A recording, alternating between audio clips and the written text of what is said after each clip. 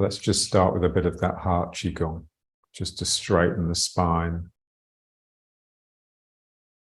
Gathering the qi, bringing it into the belly through the heart, and then just reaching up.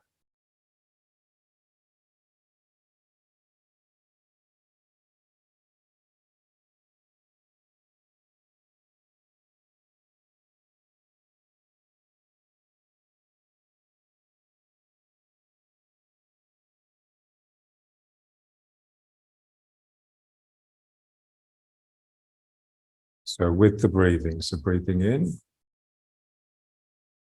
and out. Breathing in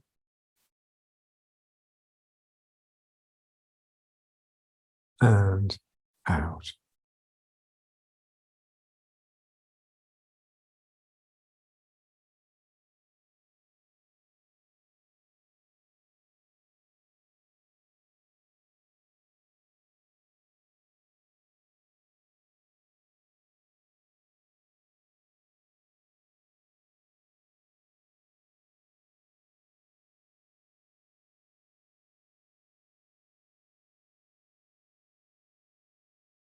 Imagine your hands are really reaching to the corners of the room, bringing in as much as possible.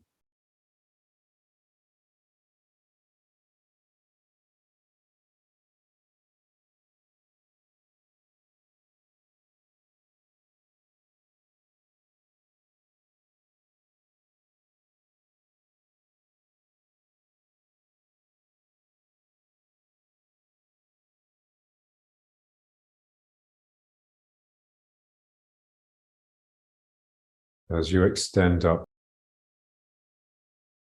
the spine is starting at the bottom, and each vertebra is sort of adjusting slightly as you straighten up.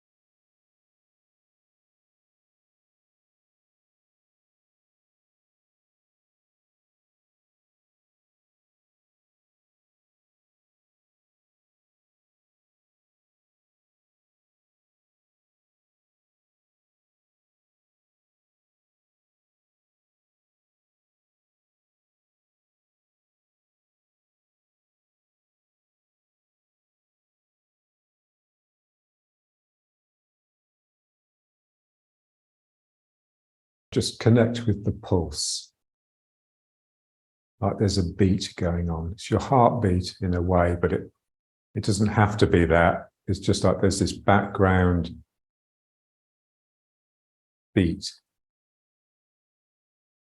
So that would be the counting. So 1, 2, 3, 4, 5, 6, 7, 8.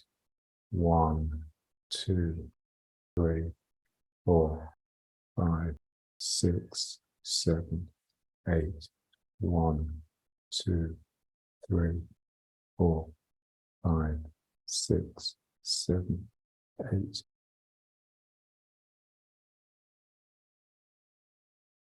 There are those two basic movements. The heartbeat is like something that you don't really have a handle on. It's there in the background beating away. Whereas the breathing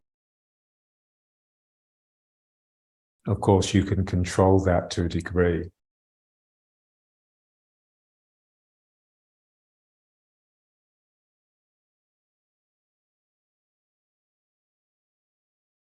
And then just try and register the craniosacral rhythm, so the pump of your skull and your spine. So this is more like a sort of like a wooziness.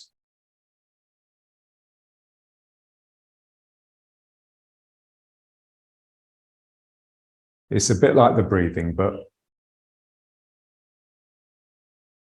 you can't control it in the same way, but it's really open to suggestion. So you can feel this as soon as you acknowledge it and register it and feel it, it's beginning to affect it a little bit.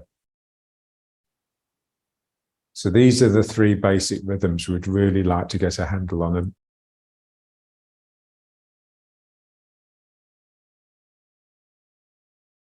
And when you do, then basically you're living in a world of energy instead of a world of words. So we quieten the mind and just listen to energy instead of the words that we produce.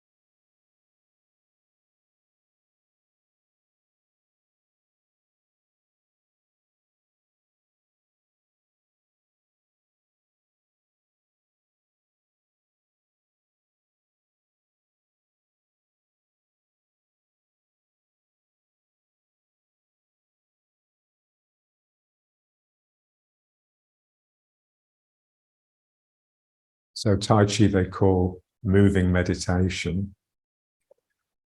So we'd really like it to be that.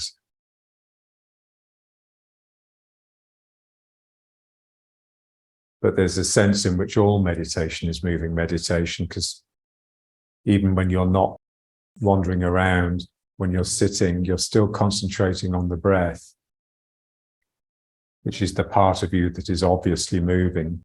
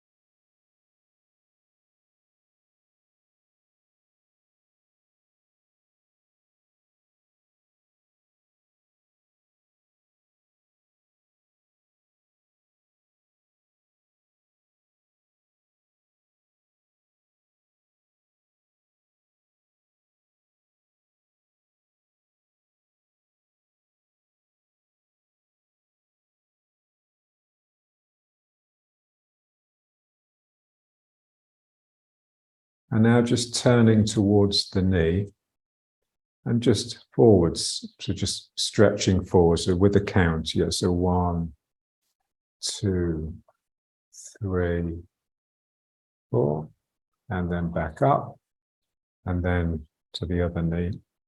1, 2, 3, 4, and the other knee.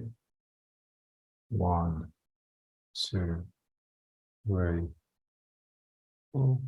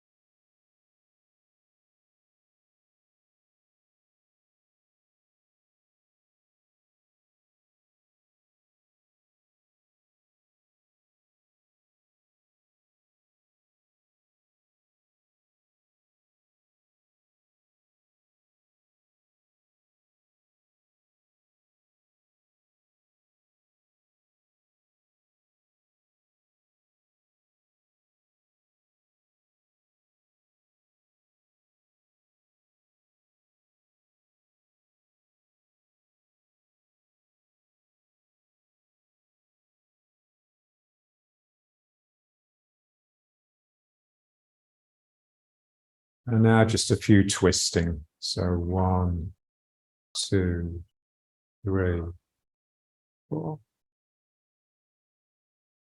And 1, 2, 3, 4.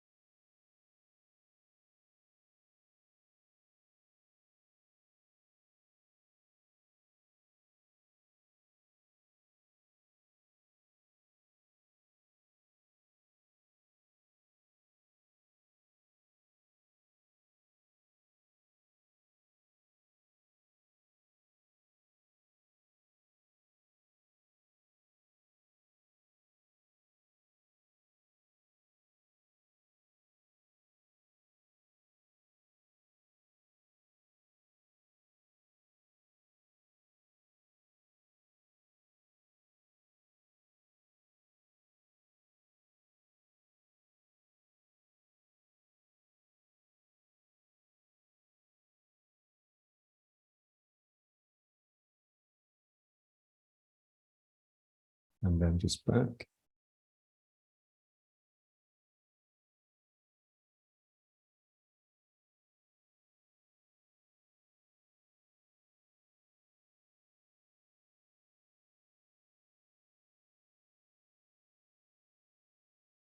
I remember once when we were living in Blakeney, in the Forest of Dean, me, John and Charles, and I had my own little apartment, really. It's like just one room up, one room down.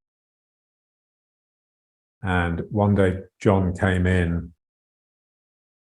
to ask me something, can't remember what. And I greeted him and he said, "Wow, what have you been doing?" And I said, "Oh, I've just finished my stretching. I used to have this 40-minute stretching routine." And he said, "Wow, it feels like you've done a whole day's Tai Chi." You want to stretch in such a way that it becomes again like a meditation. It's like you're trying to wash out strength in a way. The general consensus now with stretching is that doing long stretches, where you hold the stretch for a minute or more, is considered bad because it weakens you. So that's what we want to do. We're always looking for things that weaken us, things that wash us out, that drain us of energy, because when you then rest afterwards, it comes back stronger. So if something appears to make you temporarily weak, then the chances are, in the long run, it will make you stronger. And vice versa. If something makes you temporarily strong, like taking stimulants, taking drugs, in the long term, it's going to make you weaker.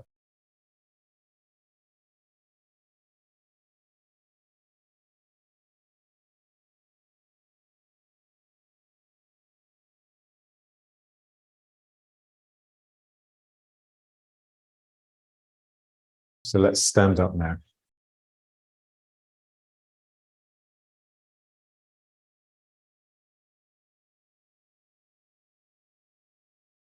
Let's just pace, pulling yourself into the foot, just releasing the foot, putting it down, and then drawing yourself. So this is how we want to move in Tai Chi.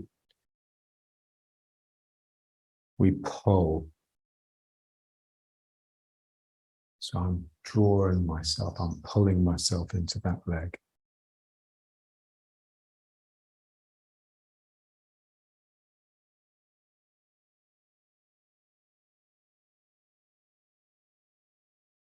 Two things that happen when I pull the foot. I'm trying to pull my foot towards me like that. That will get me to move forwards. The part of me that goes forward first is the knee. So I pull with the foot and my knee bends. So I need to bend at the back of the knee. And that will make the knee go forwards, and I want to bend here. So what I don't want is to pull into the foot and for this to happen, for my hip to come up and forwards. I'm trying to keep the sacrum just hanging down.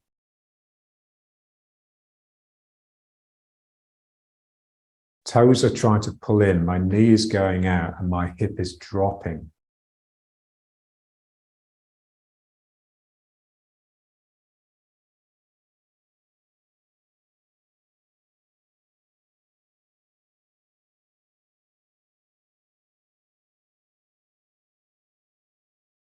You don't need to be dramatic with this. It can be really gentle.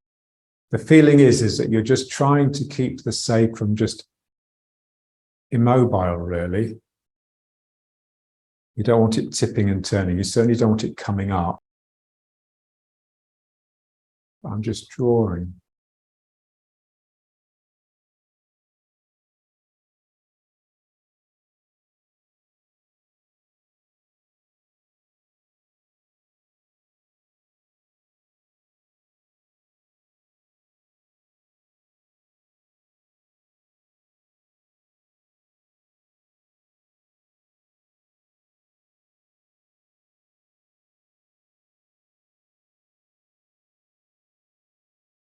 This fold here in the hip that's important.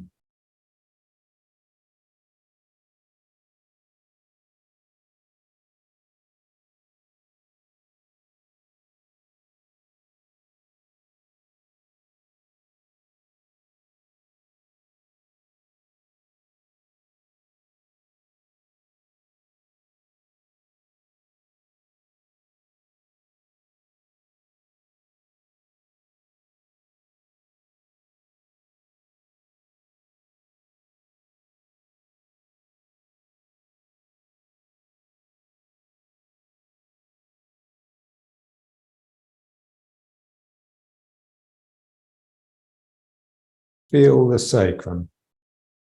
Sacrum and the coccyx are the bottom of the craniosacral system. So the spine, the skull, and the sacrum and coccyx. So we just want that to just remain suspended, just hanging quietly with as little extraneous activity as possible. And yet these two sides of my body, my leg and my arm, are really active.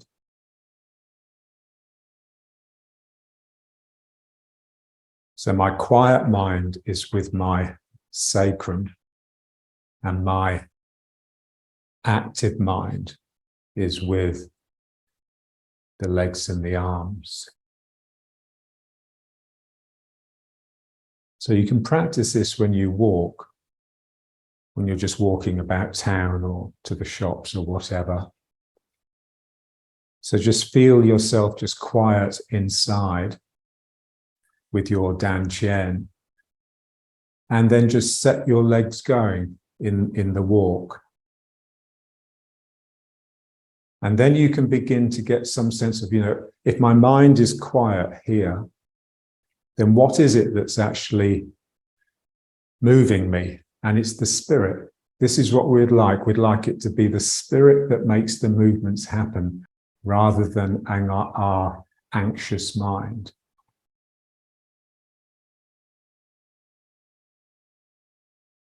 So just trying to turn everything into a meditation, everything into an exercise in quiet mind.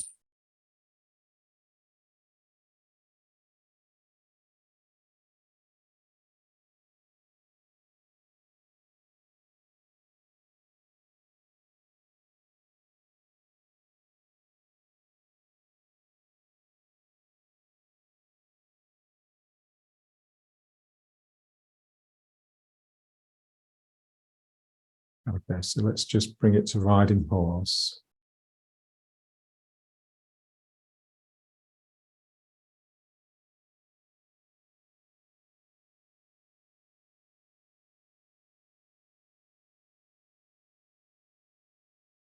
Feel the 5 curves.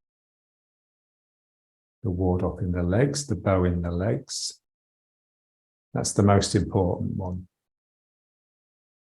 It's amazing how reluctant people are to have their legs open and their thighs out. So the feeling is that the thigh is trying to twist like this. The knee is trying to go out, twisting the thigh, but the foot is trying to get the shin to twist the other way.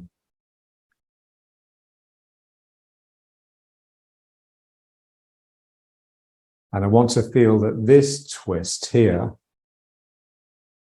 is actually just drawing my sacrum down and under. If I twist the other way with my knees like this, my bum will tend to stick out behind me. So that's the enemy. So I'm rounding, I'm bringing the knees out, I'm rounding my thighs round, and that's sucking my tail under. Again, just the heart. The legs are really bowed. And it just feels like you've got this heart of the legs like this. And your sacrum is just nestling into the trough of the heart. And then the circle in the arms. So it's obviously in the arms, but we want the feeling that it's all the way down. It's not just here in the shoulders, but almost like each rib is part of this structure, and especially the hips from the sacrum rounding round. So the cave all the way down to the ground and all the way up to the top of the head.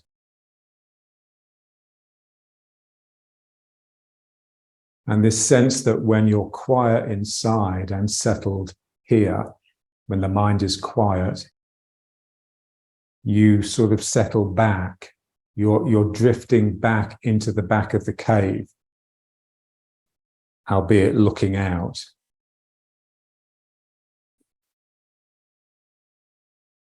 So your attention is tending to go more and more into the spine, into that craniosacral system, so the back of it as well. So the back centers, so the back, the min meng, the back heart, and the back of the skull.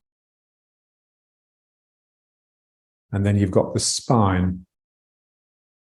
The spine feels sort of straightish, but really it is bowed like this. That's the back of a circle, a big circle. And then the legs, like you're sitting on one of those physio balls. And your legs are just the front of the ball. And then this big one here that's on top of the arm. So the arms are dropping down from the shoulder and then scooping up.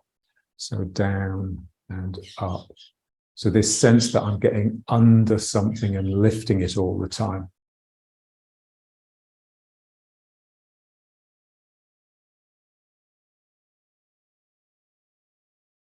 You know what it's like when someone puts their hands on you and they're like this.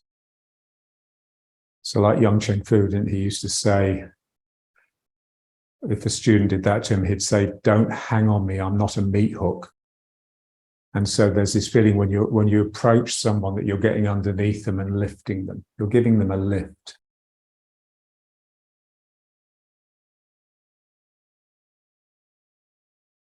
So I'm embracing with my arms, but really with my whole body. I'm embracing the ground with my legs, and I'm getting underneath something and lifting it. There's a lot going on in riding horse. This is why it's just endlessly fascinating and useful. And now let's just breathe from the ground. So breathing the ground in. So just expanding this space between the legs in order to go down, and then just coming up and just bringing it into the down Qian.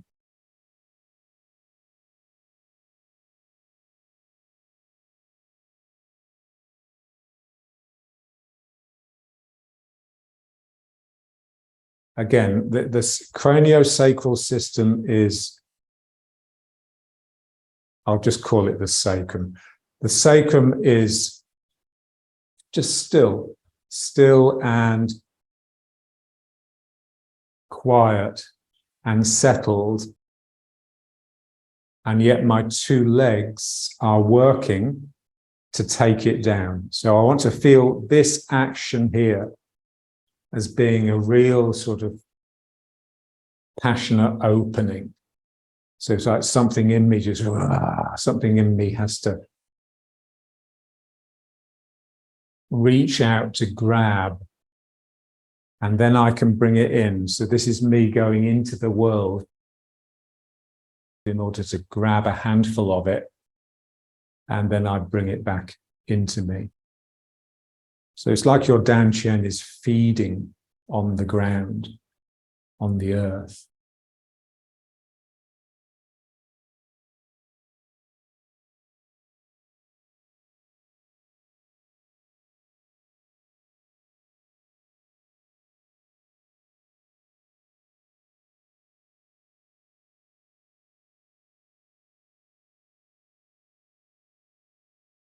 Feel the elasticity. So imagine you're just reaching down here and you're grabbing like a piece of elastic that's attached to the ground.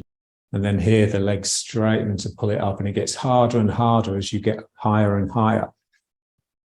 So the higher you come, the harder it is. It's not the other way around. This is like easing the strain. And then this is easy.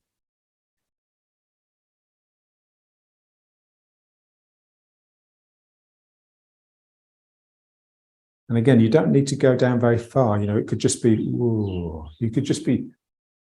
it could be tiny, but because it's all in the mind, really. It's all in the quality of the spirit. So it's, as long as you can get this opening in your spirit, in your heart, then that's what matters.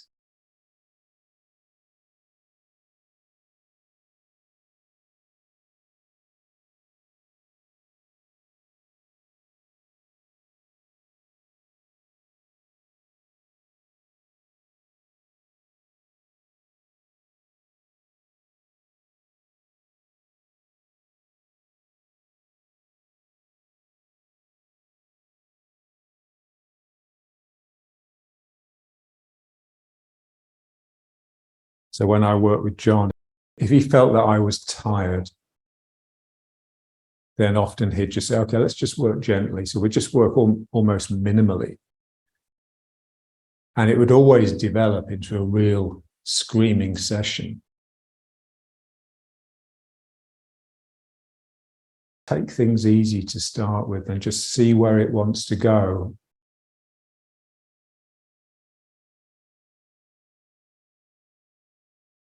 It's the thing with Tai Chi. You don't know where you're going. So you have to be light and soft so that it can wake up and take you where you need to go, because you'd never know yourself.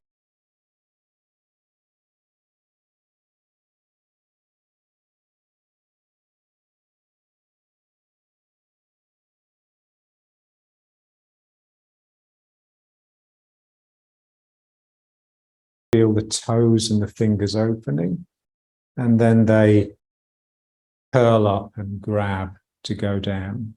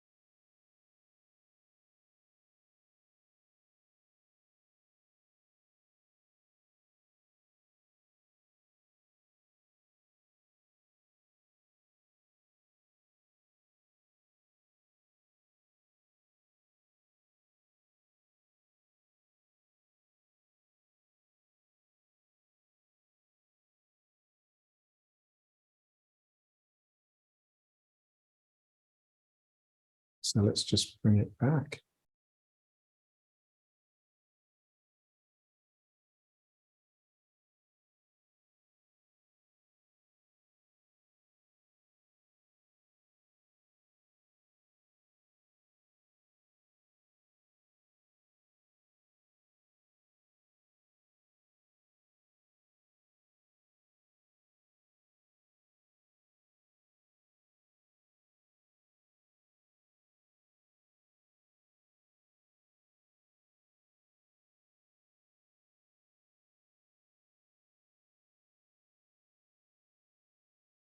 And now let's just turn. Just trying to keep your spine and sacrum in the middle and just turning around it.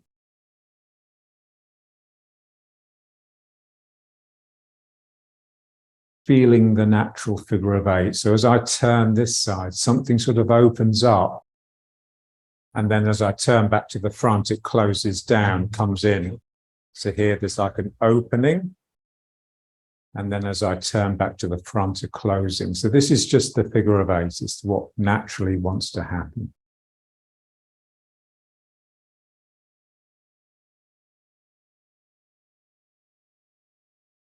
Again, just see where it takes us.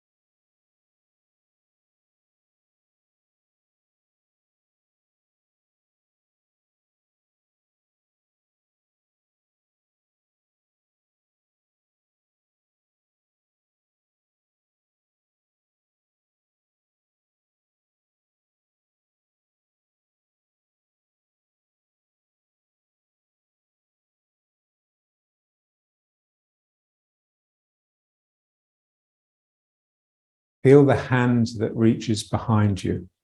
So when I'm turning to the left, it's my left hand. Feel that. Really let it reach back into your peripheral vision and maybe beyond. So don't look at the hand, but just be aware of it. So I'm looking, my head is with my hips and my shoulders, but I'm aware of this hand here.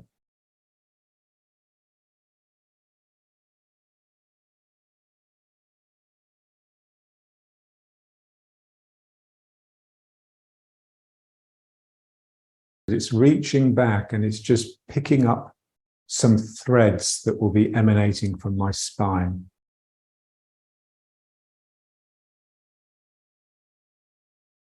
And just bringing them round.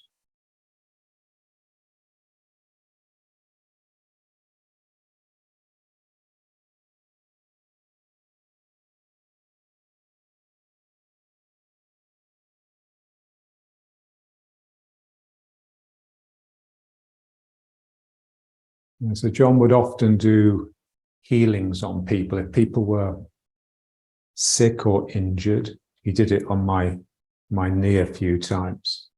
And what he would do, he'd just so when Gillian had her head injury from being knocked off her bike, then he'd just work like this, and the hand would gradually be moving away from the area. And I asked him, what are you doing? He says, well, when there's injury or damage, I feel it as the energy all tangles, like the threads of energy have all got tangled up. And what I'm trying to do is just tease them out, untangle them. So there's that sense that the work is just untangling your energy and just allowing each filament to just extend out and do its thing. Tremble, wave around.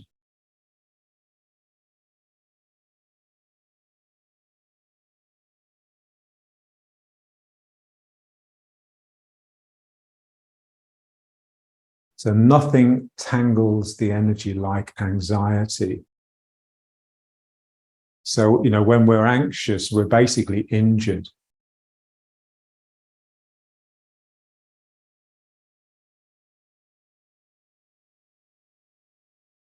Not only that, but we're confounding or compounding the injury, consolidating the injury.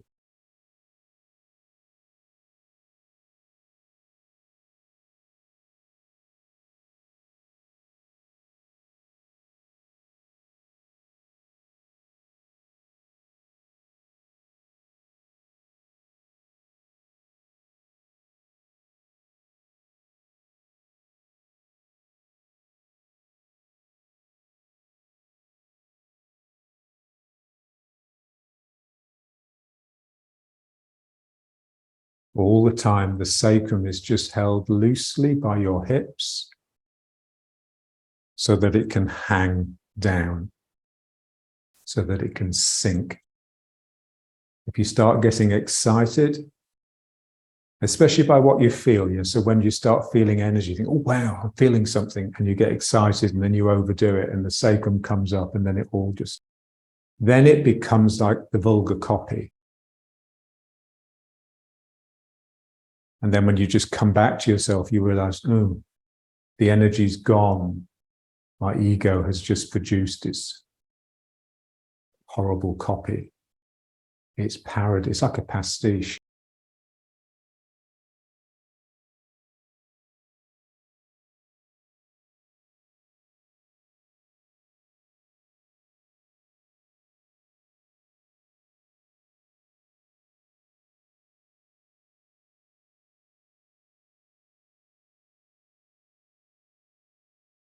Feeling the peripheral vision. So this reaches back.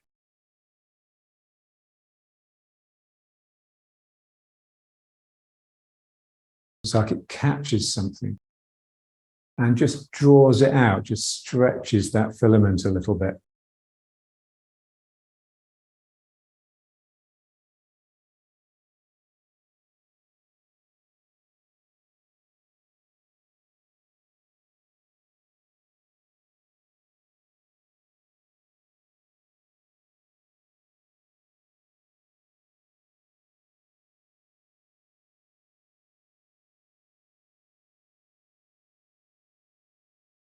It just becomes the figure of 8 exercise, which, like riding horse, is endlessly fruitful. So this is reaching back into my peripheral vision here, into the filaments at the back of me. And this hand is reaching down to the filaments of the ground that are coming up. As one hand reaches back into me, the other hand is reaching down into the ground. So there's always this balance.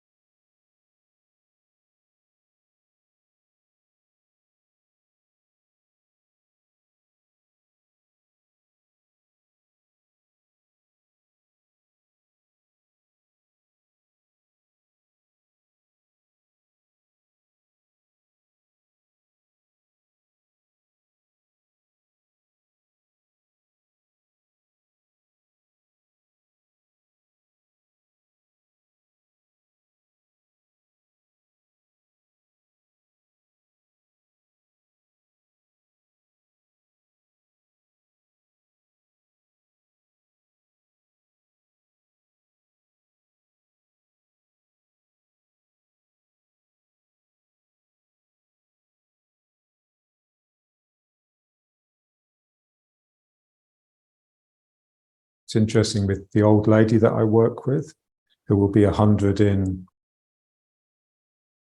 on June the 4th. Her legs are not a lot left. Knees so painful, hips so painful. Like she says to me, every part of me hurts. And so when she stands up, she stands up like this with her knees in, and she's sort of hobbling around. And we'd just sort of stand in front of each other, and I'll just say to her, riding horse. And what's interesting is that, she's as good as gold. She just rounds out the knees. And not only does she sink and become more stable, also her mood cheers up. It's almost like a playful quality to it. So this is what we want. It's not this grim, macho powerhouse. It's got this real delicacy, this real play.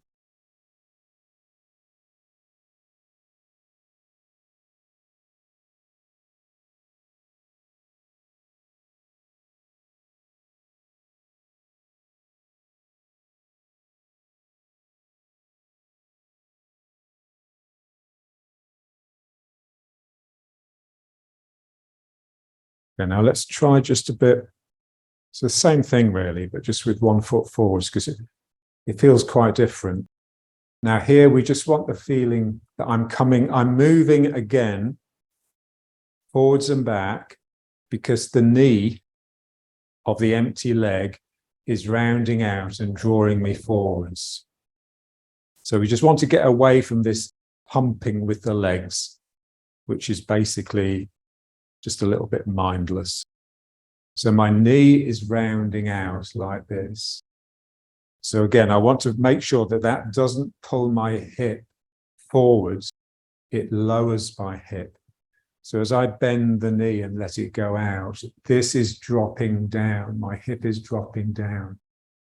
And then here, this knee rounds out. The back leg is a bit more difficult. And again, I want this feeling here. So you never really get 100% in the front foot. We know that, but you'd never really get 100% in the back foot either. So how do you step, you may ask? Somehow.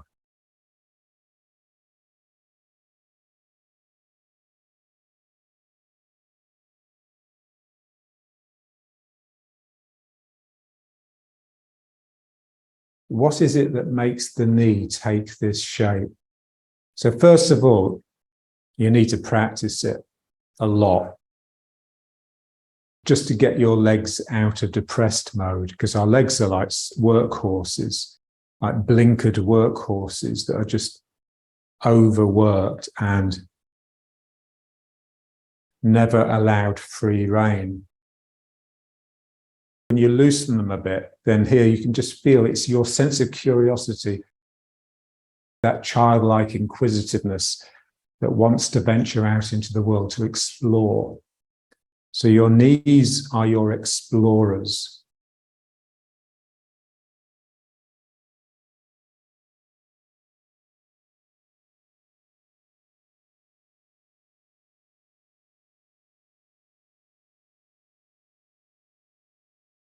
So it's wanting to go in that direction. So the knee is really moving in that direction all the time, and it curves around because my foot is stuck on the ground. So it's my foot that sort of brings it round like this. The knee is actually wanting to escape. And obviously it can't because it's stuck to me. So I remember when John started working on this, and he told us about it, the class. And then there was a Christmas, the Christmas that was coming up.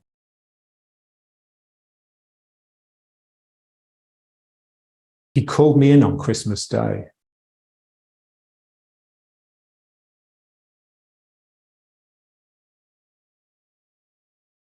And he was just in such excitement because he'd worked it out and he finally got it into his body. He'd finally internalized it so that it was happening all the time.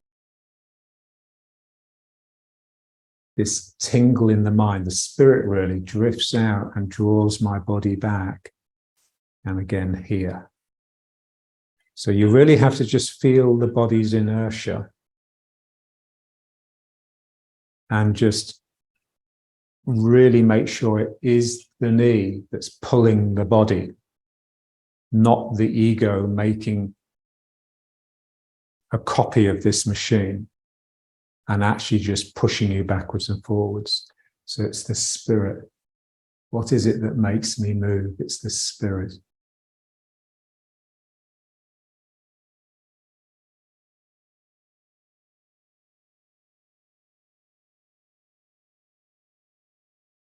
So it's what the Greeks called psyche. Normally translated as soul, but really it's exactly what I mean by spirit, because the psyche also means butterfly. So it's that really sort of delicate beauty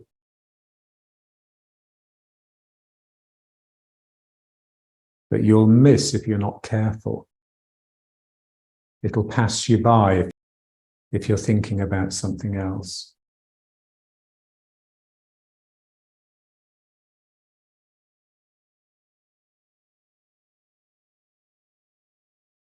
So every time I move into a leg, I sink. This is getting lower down. So what I don't want to do is pull and get over the leg like this, sending the knee out, and that's just taking the sacrum down.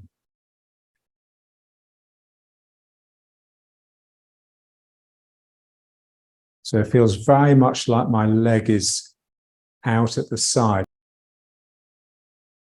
My heel may be beneath my sacrum, but the rest of the leg is really out at the side. The leg isn't underneath your body. The ground beneath your foot is. Let's try with this foot forwards.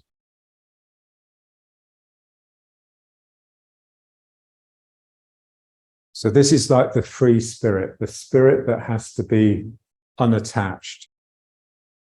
It's not attached to the rest of your body, it's free. When I release that, it will just come up and it will take me. If it's too sort of stuck to the body, then when I bring the knee out, my body will come up. I'm just sinking all the time. Just feel the inside of the thigh.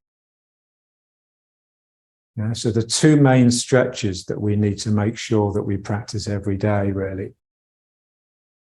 Stretching the hamstrings, legs open on the floor, sitting down with your legs as wide apart as possible. What they call the dragonfly posture. And then the butterfly as well, that's good.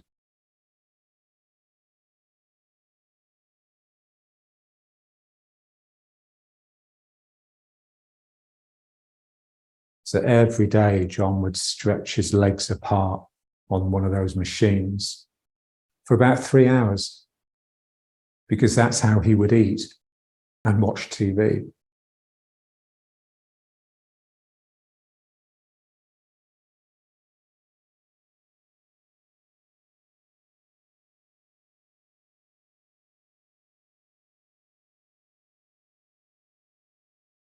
Feeling the spirit is just so light, delicate and playful.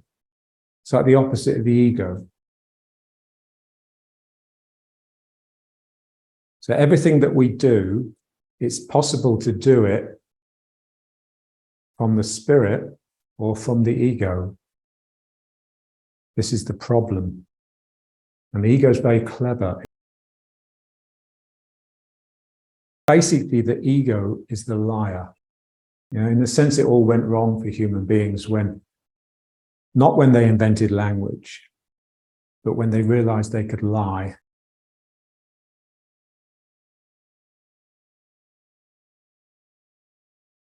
The only reason you'd really lie, generally, is for profit, to get something that you don't really deserve. So it's like stealing.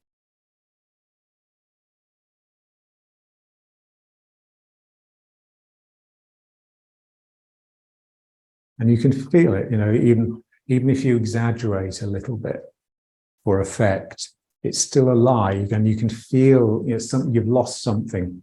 Something has been damaged. Some part of you has been damaged.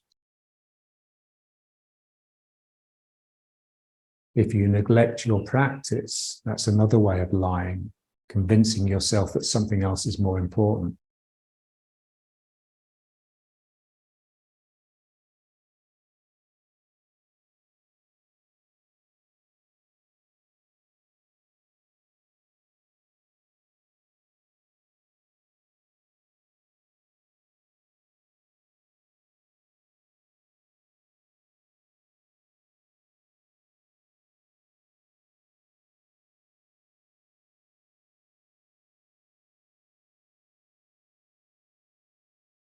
So let's just bring it back.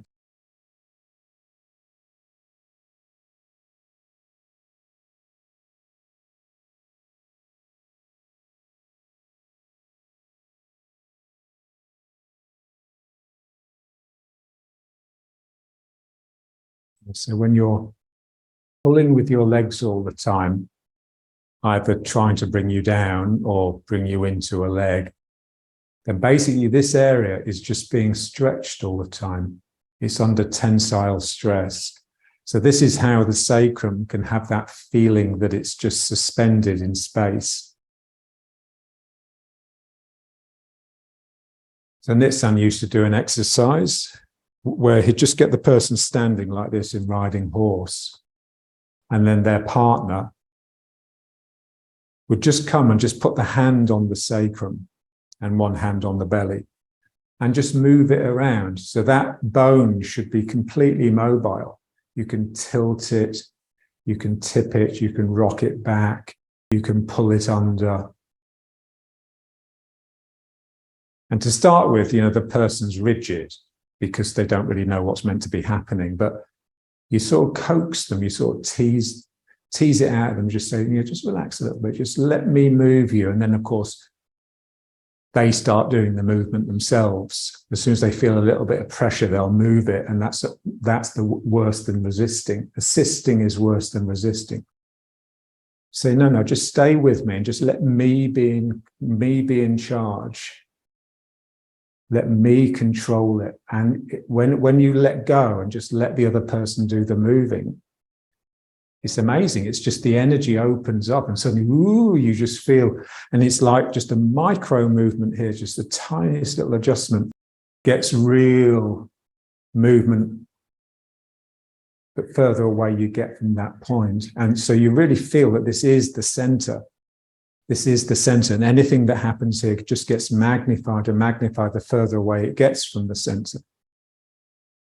And so it's a really good exercise, just allowing someone else to move you. When we do the Tai Chi, we'd like it to feel like that other person is now my two arms and legs either side. So they're moving the sacrum around. They're moving me. I am really the craniosacral system, the central nervous system. And these two sides of my body are like my two slaves that are just sort of moving me around, or two animals really, like Max's Rottweilers, or you can think of like two leopards or two jaguars.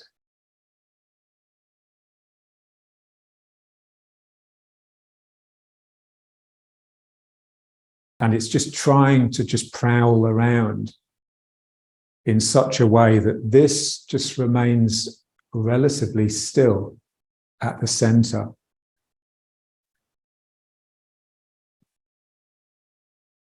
Okay, now let's just try just a little bit of just lifting the leg. As before, just rounding the knee out until this is over the foot, and then just 1, 2, 3. Rounding the leg out, the knee out, and 1, 2, 3. I don't want to come over the foot like this. I mean, it may look the same.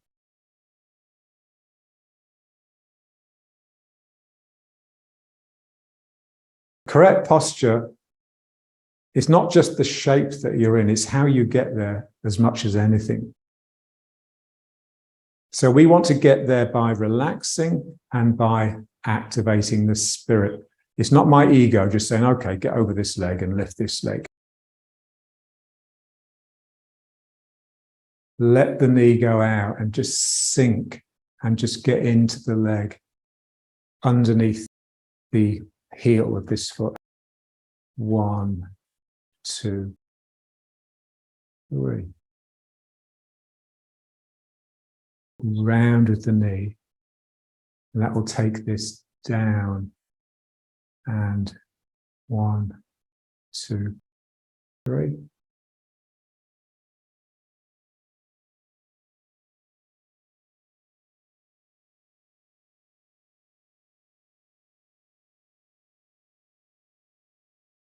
So you're moving by embracing. You're not just barging in.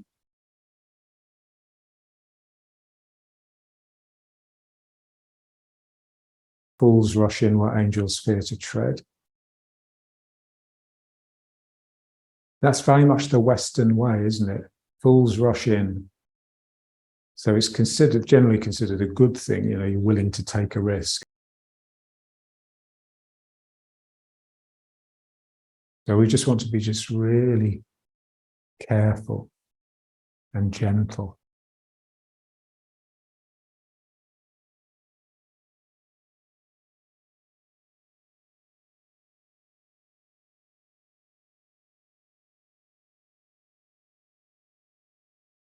So this is all the way through the form. Every time you move the weight into a foot in the form, you want to get there by circling the knee.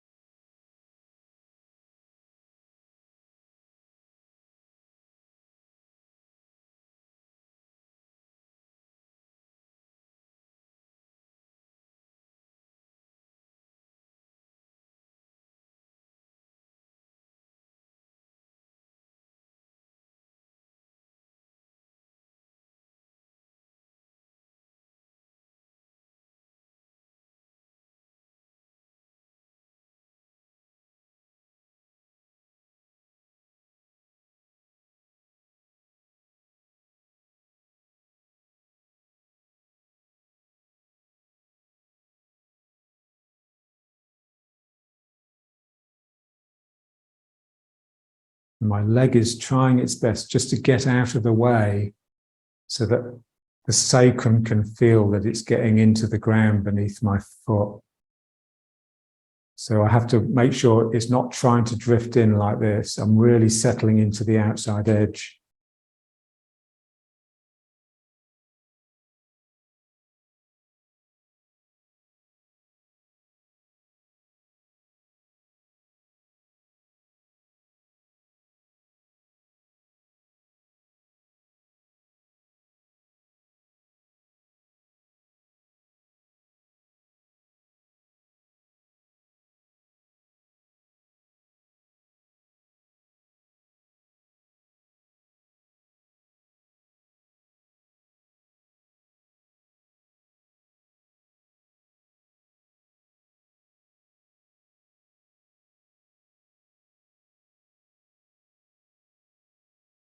With the heartbeat, so 1, 2, 3, 4, 5.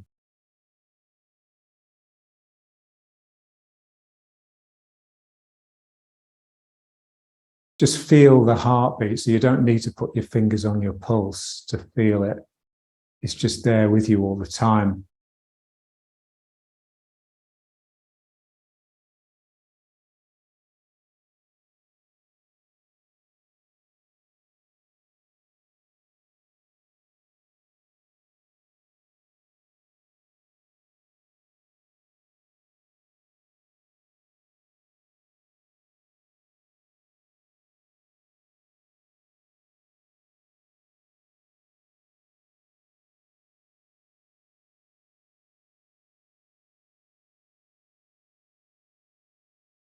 And now let's just bring it back.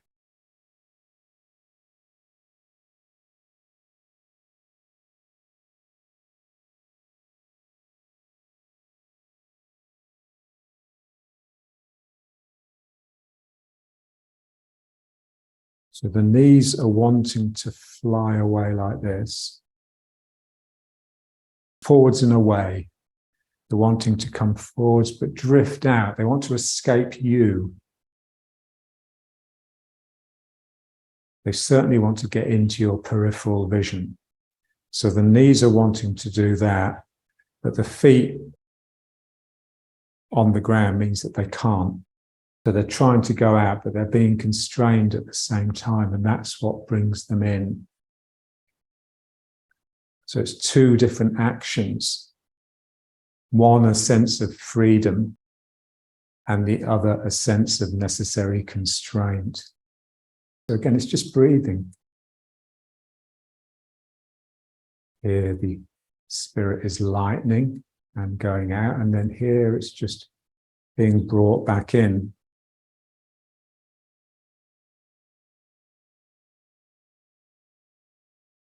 So your eyebrows lift, and then here you hood the eyes. The eyebrows lift. So here you're reaching into the peripheral vision. And then here you're just drawing it around. And that's the spirit. The spirit is reaching out, but it can't escape completely. So if it wants to continue moving, it just needs to come back in.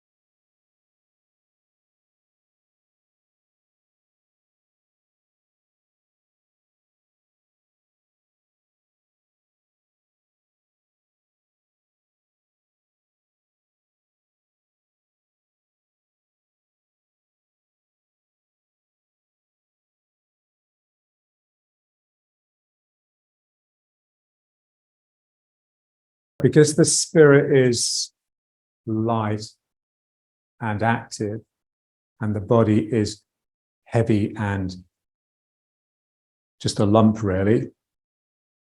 There's always the sense that the spirit leads. It's just more, it's there first, if you like. And often it can get so out of phase that it will feel that the spirit is actually with the bit that's coming in, but it's not. It's just that it's got so far ahead of the body.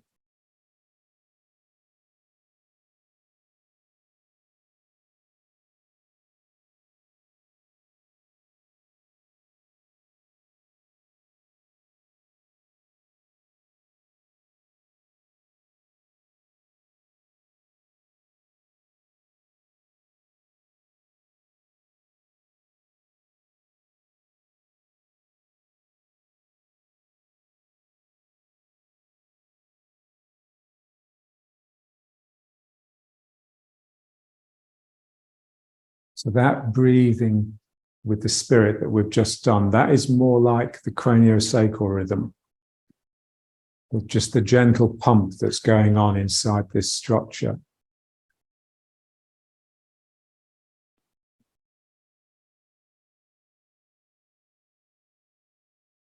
So you've got the heartbeat in the background. It's like the drums. And you've got the breathing. So you'd like the breathing to be slow, sort of long and gentle, that you hardly notice it.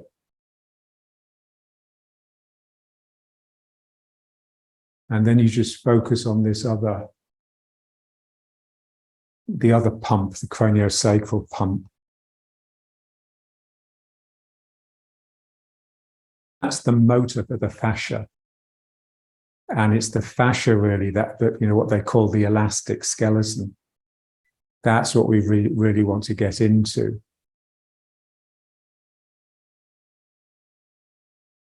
And so when you get into the fascia, you feel it, so you're with this pump, that's when the joints can open and the sacrum can feel like it's just suspended in this sort of really complex net of fascia.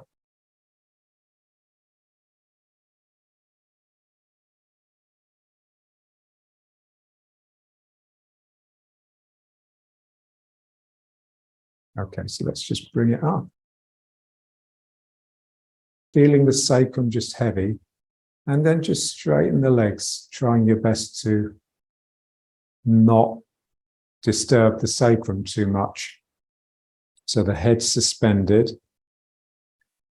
sacrum heavy and dangling. So the back of the sacrum, so basically the spine from the min meng, so the sacrum and the bottom two vertebrae are just hanging plumb erect.